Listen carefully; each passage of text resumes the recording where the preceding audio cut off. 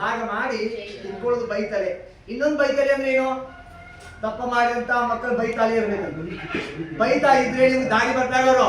ನೀವು ಅವ್ರು ಬೈಲಿಲ್ಲ, ತಿದ್ದಿಲ್ಲ, ನಾನು ಕಷ್ಟಪಟ್ಟೆ, ನನ್ನ ಮಕ್ಕಳು ಕಷ್ಟಪಡಬಾರ್ದು, ನೀವು ಸುಖವಾಗಿ ಬೆಳೆಸಿದ್ರೆ ಅವ್ರು ಮೊಬೈಲ್ ನೋಡ್ತಾನೆ ಊಟ ಮಾಡ್ತಾರೆ, ಟಿವಿ ನೋಡ್ತಾನೆ ಊಟ ಮಾಡ್ತಾರೆ, ನಿಮ್ಮ ಮಾತು ನಾಳೆ ಅವರು ಕೇಳೋದಿಲ್ಲ. ಅದಕ್ಕೆ ಮಾಡ್ಬೇಕು, ನಮ್ಗೆ ಸಂಸ್ಕಾರ ಬೇಕು. ಸಂಸ್ಕಾರ ಅಂತಂದ್ರೆ ಎಲ್ಲ ಹಾಕೋಬೇಕು, ಚೆನ್ನಾಗಿ ಸರಿಯಾಗಿ ಎಲ್ಲ ಹಾಕೊಂಡು ಎರಡು ಭಾಗ ಆಗ್ಬೇಕಂತೆ.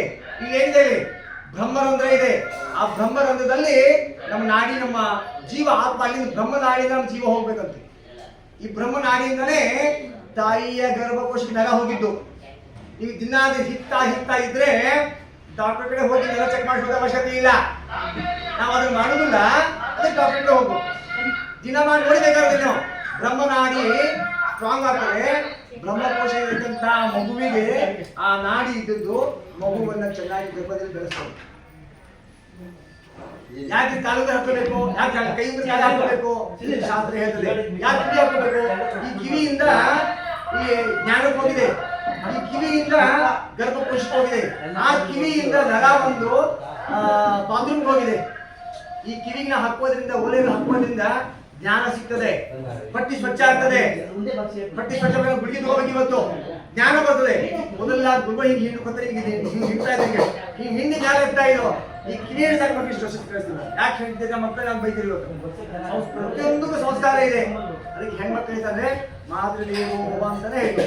ನಮ್ಮ ತಾಯಿ ಹೆಂಗಿರ್ತಾ ಇದ್ದಾರೆ ಹೇಳಿ. ಇವತ್ತು ಕಣ್ಣ ಬಂದು ಎಬ್ಬಿಸ್ಬೇಕು. ಅವ್ರು ತಾಯಿ ಕಣ್ಣಾಗಿದೆ ಅಂತ ಕೊಟ್ಟು ಟೈಮ್ ಆಗಿದೆ, ಸೂರ್ಯದವ್ರು ಬಂದ ಟೈಮ್ ಆಯ್ತು. ಇವಾಗ ನೀನು ಹೇಳು ಅಂತ ಹೇಳಿ ಎಬ್ಬಿಸ್ಬೇಕು ನಮ್ಮ ಹೆಣ್ಮಕ್ಳಿಗೆ. ಇವತ್ತು ಆ ಸ್ಥಿತಿ ಹೋಗ್ಬಿಟ್ಟಿದೆ. ಇಲ್ಲಿ ಹರಿದಿದ್ದು, ಇಲ್ಲಿ ಹರಿದಿದ್ದು, ಎಲ್ಲೆಲ್ಲೋ ಹರಿದ ನೋಡ್ಬೇಕು ನಾ ಇವತ್ತು. ಅದಕ್ಕೆ ಹೇಳ್ತಾರಂದ್ರೆ ಹರಿದ ಬಟ್ಟೆ ಹಾಕೊಂಡ್ರೆ ಸಂಸಾರ ಹರಿತದಂತ. ಹಾಕೋಬೇಕಲ್ಲ ಇವತ್ತು. ಪ್ರತಿದಿನ ಕುಂಕುಮ ಹಣಿ ಮೇಲೆ ಹಚ್ಕೊಂಡ್ಬಿಟ್ರೆ ಆ ಗಂಡನ ಅಂಶ ಜಾಸ್ತಿ ಆಗ್ತದೆ. ಹಚ್ಕೋತಾರಲ್ಲ ಇವತ್ತು ಟಿಕ್ಲೆ ಹಚ್ಕೊಂಡ್ಬಿಡುದು. ಅದು ಹೆಂಗ್ ಟಿಕ್ಲೆ, ಅದು ಕಣ್ಣಿಗೆ ಕಾಣಬಾರ್ದು ಅಂತ ಟಿಕ್ಲೆ ಹಚ್ಕೊಂಡ್ಬಿಡುದು. ಯಾವಾಗ ಗಾಳಿಗೆ ಹಾರಿ ಹೋಗ್ತದೆ ಗೊತ್ತಿಲ್ಲ. ಹಾರಿ ಹೋಗ್ತದೆ ಏನಾಗ್ತದೆ, ಯಜಮಾನ ವಿಷ ಹೋಯ್ತು. ಅದಕ್ಕೆ ಅದನ್ನ ಮಾಯೇಶ್ ಗಟ್ಟಿ ಬರ್ಬಾರ್ದು ಹತ್ತಿಕೊಂಡು ಮಂಗಲಕ್ಕೆ ಅಷ್ಟ ಕುಂಕುಮ ಹಚ್ಕೊಳ್ಳೋದು, ಹಣೆ ಕುಂಕುಮ ಹಚ್ಕೊಳ್ಳೋದು, ಅರ್ಶನ ಹಚ್ಕೊಳ್ಳೋದು ಆ ತಾಯಿಯ ಸಂಸ್ಕಾರ. ಅದಕ್ಕೆ ಹೇಳ್ತಾರೆ ಸಂಸ್ಕಾರ ಬೇಕಂತೆ. ಸಂಸ್ಕಾರ ಇದ್ರೆ ಸಂಸಾರಿ ನಾಳೆ ಅವಳು. ನೀವು ಸಂಸ್ಕಾರ ಕೊಡಲಿಲ್ಲ ಅಂತಂದ್ರೆ ಮಗು ಮೊಬೈಲ್ ನೋಡ್ತಾರೆ, ಗೋವಿಂದನ ಆಗ್ತದೆ. ಮೊಬೈಲ್ ನೋಡ್ತಾ ಏನಕ್ಕೆ ಮೊಬೈಲ್ ಹೇಳಿ ನೋಡೋಣ. ಮತ್ ನಮ್ಮ ಮಕ್ಕಳು ಈ ಬ್ರಾಹ್ಮಣರ ಕೈಯಲ್ಲಿ ಅಗ್ನಿ ಇದೆ, ಅಂತ ಕೈಯಲ್ಲಿ ಅಗ್ನಿ ಇದೆ. ಎಂತ ಅಗ್ನಿ ಇದೆ? ದಿನ ಜಪವನ್ನ ಮಾಡಿ, ಜಪ ತಪವನ್ನ ಮಾಡಿ ಅಗ್ನಿ ಇದೆ ಕೈಯಲ್ಲಿ. ಮೊದಲೆಲ್ಲ ಬರೋರು ಸ್ವಾಮಿ ನಮ್ಮ ಮಗುವಿಗೆ ಬರಾಯಿ ಬಂದಿದೆ, ಪ್ರೇತತ್ವ ಹಿಡ್ಕೊಂಡಿದೆ, ಕಡಿಮೆ ಮಾಡಿ ಅಂತ ಬ್ರಾಹ್ಮಣ ಎದ್ದು ಕೈ ನೀರು ಹಾಕೊಂಡು ನೀರು ಪ್ರೋಕ್ಷಣೆ ಮಾಡಿದ್ರೆ ಕೈಲಾಗೋದ ಮಗ ಡಾಕ್ಟರ್ ಕಡೆ ಹೋಗ್ತಾ ಇಲ್ಲ. ಇವನೇ ವೈದ್ಯನಾಗಿದ್ದ ಮಗ, ಈ ಬ್ರಾಹ್ಮಣನೇ ವೈದ್ಯನಾಗಿದ್ದ. ಇವತ್ತು ಅಗ್ನಿ ಇದೆ ಕೈಯಲ್ಲಿ. ಯಾಕೆ ಅಗ್ನಿ ಇಲ್ಲ? ದಿನ ಲಕ್ಷ್ಮಿ ಎಣಿಸಿ ಎಣಿಸಿ ಎಣಿಸಿ ಅಗ್ನಿ ಹೋಗ್ಬಿಟ್ಟಿದೆ. ಅಗ್ನಿ ಹೋಯ್ತು, ಲಕ್ಷ್ಮಿ ಬಂದು ಕೂತ್ಕೊಂಡಾರೆ ಇವಾಗ. ಅದಕ್ಕೆ ಹೇಳ್ತಾರಂದ್ರೆ ಈ ಕೈಯಲ್ಲಿ ಅಗ್ನಿ ಇದೆ, ಮತ್ತೇನಿದೆ? ಈ ಕೈಯಲ್ಲಿ ಅಮೃತ ಆಗಿದೆ ಅಂತ ಹೇಳ್ತಾರೆ. ಹಿಂಗೆ ಕಲಿಸಿ ಹಿಂಗೆ ಊಟ ಮಾಡ್ಬೇಕಂತೆ. ನೋಡಿ, ನಮ್ಗೆ ಎಂದೂ ಹೇಳಬಾರ್ದು ನಾವು ಭಗವಂತ ನಮ್ಗೆ ಎಂದೂ ಏನೂ ಕೊಟ್ಟಿಲ್ಲ ಅಂತ ಎಂದೂ ಹೇಳಬಾರ್ದು. ನೋಡಿ, ಈ ಸುಂದರವಾದ ದೇಹ ಭಗವಂತ ಕೊಟ್ಟಾನೆ. ಎಷ್ಟು ಕೋಟಿ ಬಾಧೆ ಹೇಳೋದು ಇದು. ಇನ್ನೂ ಒಂದು ನಮ್ಗೆ ಏನ್ ಕೊಟ್ಟು ತೃಪ್ತಿ ಆಗ್ತದೆ ಅಂತ. ಏನ್ ಕೊಟ್ಟರೆ ನಮ್ಗೆ ತೃಪ್ತಿ ಆಗ್ತದೆ? ಏನು ಸಿಗುವುದರಿಂದ ನಮ್ಮ ಸಂಸಾರಕ್ಕೆ ಸುಖ ಸಿಗ್ತದೆ ಅಂತ ಹೇಳೋಣ. ಬೆಳ್ಳಿ, ಬಂಗಾರ, ಮುತ್ತು, ರತ್ನ, ಮನೆ ಮೇಲೆ ಮನೆ, ಕಾರ್ ಮೇಲೆ ಕಾರ್ ತಗೊಂಡ್ರೆ ನಮ್ಮ ಜೀವನ ಸಂತೋಷವಾಗಿರ್ತದ? ಸರ್ವತ್ರ ಇಲ್ಲ ಅಂತ. ಹಾಗೆ ಏನ್ ಬೇಕು ನಮಗೆ? ಯಾವ ಸಂಪತ್ತು ಬೇಕು ನಮಗೆ? ಪಡ್ತಕ್ಕಂಥ ಸಂಪತ್ತು. ಮಧ್ವಾಚಾರ್ಯರು ಬರೆದ್ರು ಗ್ರಂಥಗಳನ್ನ. ಅವರ ಗ್ರಂಥ ಅರ್ಥ ಆಗಿದ್ದಕ್ಕೆ ಕಡ್ಲಿ ಕಾಳನ್ನು ಹುರಿದು ರಾಘವೇಂದ್ರ ಸ್ವಾಮಿ ಹಿಟ್ಟು ಮಾಡಿಕೊಟ್ರು ನಮಗೆ. ಏನಂತ ಹೇಳಿ? ಬಜಿ ಮಾಡ್ಕೊಡ್ತೀವಿ ಅಂತ ಕೊಟ್ಟು. ನೋಡಿ ಎಷ್ಟು ನಮ್ಮ ಮನೆಯವರು. ಅದಕ್ಕೆ ಅವ್ರು ಹೇಳ್ತಾರೆ, ನನಗೆ ತಿಳಿದಂಗ ಬಂದಿದ್ರೆ ನಿಮ್ ಹಿಟ್ಟ ಆಗ್ತಿದ್ವಲ್ಲ, ಬಜಿ ಮಾಡಿಕೊಂಡ್ರೆ ಆಗ್ತೇ ಇಲ್ಲ. ಅದಕ್ಕೆ ನಾನೇನ್ ಮಾಡಿ ಅಂದ್ರೆ ನಿಮಗ ಅರ್ಥ ಆಗ್ಲಿ ಅಂತ ತಿಳ್ಕೊಂಡು ನಾನೇನ್ ಮಾಡಿದ್ರೆ ಟೀಕಾರ ಬಂದಂತ ಗ್ರಂಥಗಳ ಅವ್ರು ಏನ್ ಮಾಡಿದ್ರು, ಕಡ್ಲಿ ಕಾಳನ್ನ ಬಿಸಿ ಮಾಡಿಕೊಟ್ರು, ನಾನು ಹಿಟ್ಟು ಮಾಡಿಕೊಟ್ಟೆ. ನಿಮ್ ಕೆಲಸ ಏನು?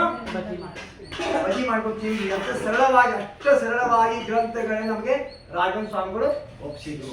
ಅದನ್ನು ನಮ್ಗೆ ಸರಿಯಾಗಿ ಅರ್ಥ ಆಗುದಿಲ್ಲ. ನಮಗೆ ಕೊಡ್ರಿ ಸರಿಯಾಗಿ ಪೂರ್ಣ ಸರಿಯಾಗಿ ಹೇಳಿಕೊಡಲ್ಲ ಅಂತ ಪಾಪಿಷ್ಟು ನಾವೆಲ್ಲ ಹೇಳೋಣ.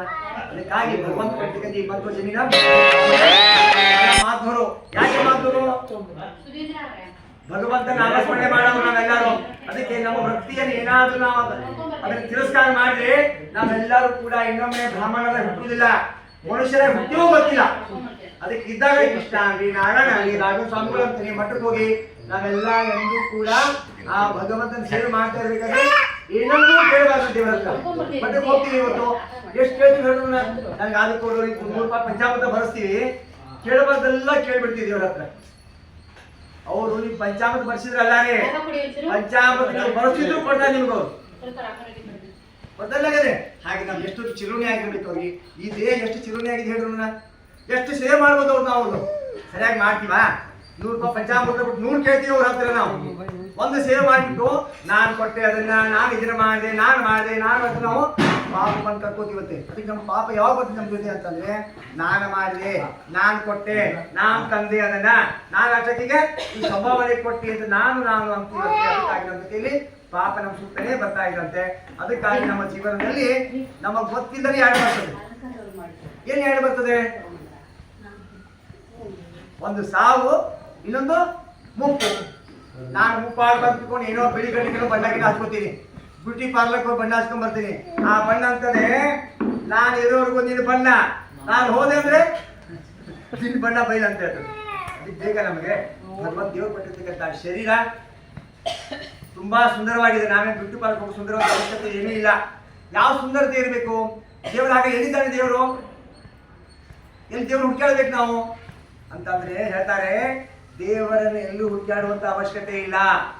ಆತ್ಮಶುದ್ಧಾರ್ಥಂ ಗ್ರಹ ಶುದ್ಧಾರ್ಥಂ ಭಾಂಡ ಭಾಜಿನ ಶುದ್ಧಾರ್ಥನಂ. ದೇವ ಎಲ್ಲಿದ್ದಾನೆ? ಭಗವಂತ ನಮ್ಮ ಒಳಗೆ ಇದ್ದಾನೆ. ಇದೇ ಒಂದು ಗರ್ಭಗುಡಿ. ಇತರಲ್ಲೇ ರಾಮದೇವ್ ಮಾಡ್ಕೊಂಡಾರೆ, ರಾಮದೇವ್ ಇದ್ದಾರೆ. ನಾವು ಇವನನ್ನೇ ಬಿಡ್ತೀವಿ, ಎಲ್ಲೆಲ್ಲೋ ಹುಡುಕ್ತೀವಿ. ಅದಕ್ಕೆ ಎಲ್ಲೂ ಇಲ್ಲ. ನಿಮ್ಮ ಹೇಳ್ತಕ್ಕಂಥದ್ದು ಆತ್ಮಶುದ್ಧಿ ಆಗಿರ್ಬೇಕು ನಮ್ದು, ಆತ್ಮಶುದ್ಧಿ ಆಗಿರ್ಬೇಕು, ಗೃಹ ಶುದ್ಧಿ ಆಗಿರ್ಬೇಕು ನಮ್ದು. ಆ ಎರಡೂ ಶುದ್ಧವಾಗಿತ್ತಂದ್ರೆ ಭಗವಂತ ತಾನಾಗೇ ಬರ್ತಾನೆ.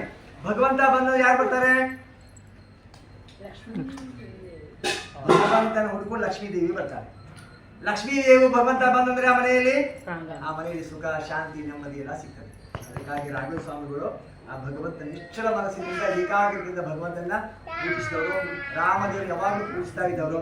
ಅದಕ್ಕಾಗಿ ನಾವು ಅವ್ರ ದಾರಿಯಲ್ಲಿ ಸುಮ್ಮನೆ ಆರಾಧನೆ ಮಾಡೋದು ಒಂದೇ ಇಲ್ಲ, ಅವ್ರ ದಾರಿಯಲ್ಲಿ ನಡೆದ್ರೆ ನಮಗೂ ಭಗವಂತ ಇಷ್ಟಪಡುವಂತ ಲೋಕವನ್ನು ಯಥಾರ್ಥವಾಗಿ ಇದನ್ನು ಮುಗಿಸಿದ್ದೇನೆ. ಸರ್ವತ್ರ ಶ್ರೀ ಕೃಷ್ಣಾರ್ಪಣಮಸ್ತು. ಸಮಸ್ತ ಮಂಗಲಾನಿ ಭವಂತು. ಸಮಸ್ತ ಜನ ಸುಖಿನೋ.